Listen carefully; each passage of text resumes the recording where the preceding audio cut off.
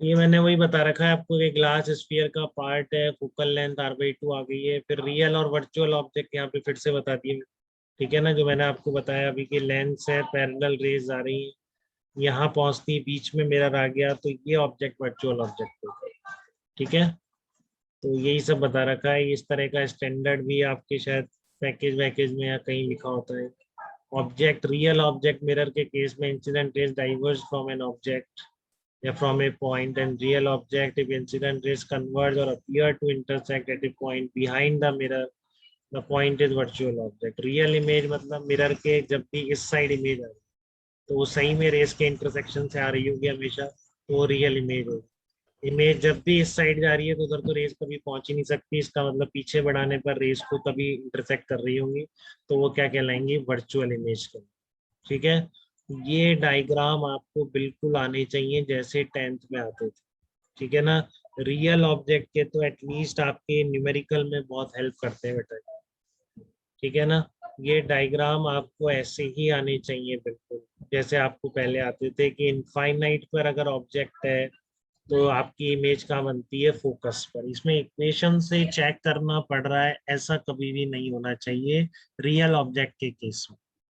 ठीक है, कि आपका रियल ऑब्जेक्ट अगर इंफिनिटी पर है तो इमेज कहाँ बनेगी, फोकस पर बनेगी।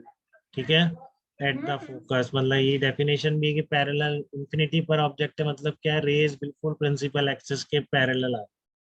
तो after intersection from the mirror कहाँ पे करे मिलेंगी, वो फोकस पर इंटरसेक्ट करें, फोकस पर इमेज बनेगी। ठीक है, रियल इमेज होगी और बहुत छोटी इमेज होगी, क्योंकि देखो यू तो बहुत ज्यादा है, वी बाई यू मैग्निफिकेशन होता है, यू तो इन्फिनिटी मतलब बहुत ज्यादा है, वी बिल्कुल फोकस लेंथ के बराबर फाइनाइट है, तो डेफिनेटली आपका ऑब्जेक्ट का साइज बहुत छोटा हो जाएगा, रियल ऑब्जेक्ट होगा।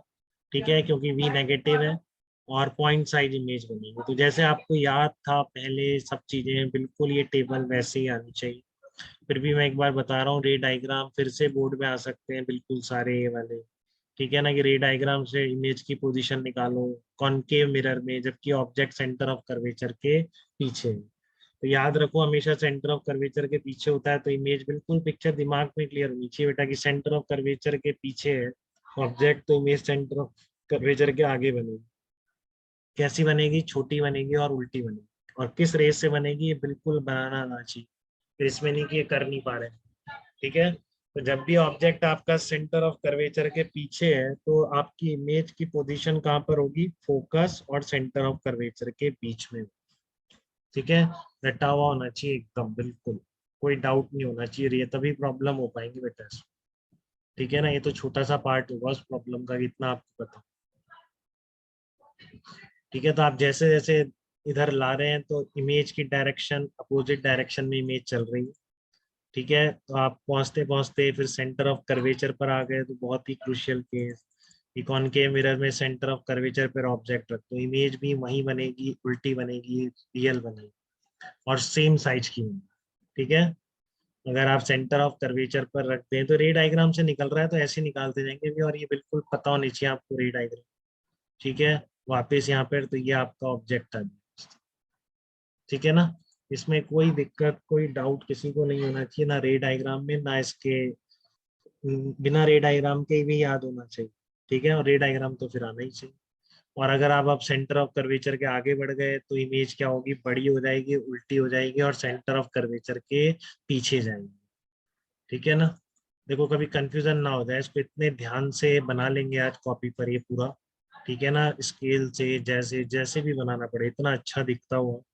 ठीक है, ये एक बार पढ़े, एक बनाते बनाते ही हमेशा के लिए याद हो जाए, इस तरीके से रे डायग्राम आज बना मैंने ज्यादा, इसलिए मैंने कहा था आपको 8-9 दिन कम से कम पूरे ज्योमेट्रिकल ऑप्टिक्स को ध्यान से पढ़ना पड़े, तब जाके ये खत्म होता है, और खींचने पे आए तो फिर ये बहुत लंबा खींच जाता है, तो वो अपन खींचेंगे नहीं जबरदस्त।